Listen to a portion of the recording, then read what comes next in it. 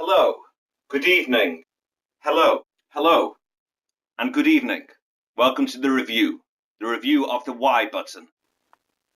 You may be asking yourself why.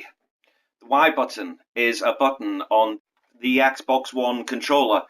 I've noticed coincidentally that the pad does sit comfortably on the left-hand shoulder, yet does not sit on the right-hand one as easily. So that's possibly a defect of the design of the Y button. Yet even with this slight defect, it does still perform well. I've used the Y button on 3 occasions, and each time it was pretty much acted just how I wanted it to do. There was one occasion, however, when I used the X button, and I did think that was the Y button, so that doesn't count. So maybe I've used it twice. I'm also planning on using the Y button in the future.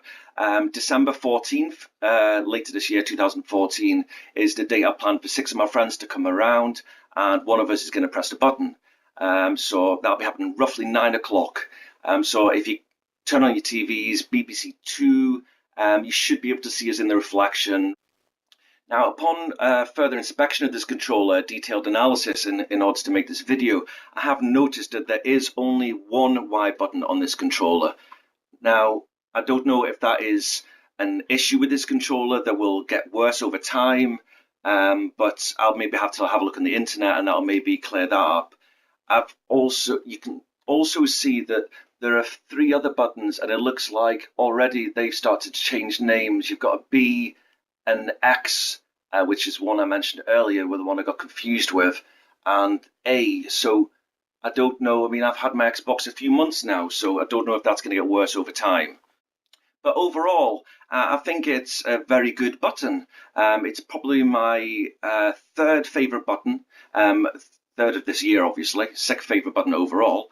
And yeah, it's a great button. I recommend anybody who's got an Xbox One controller to try using the button.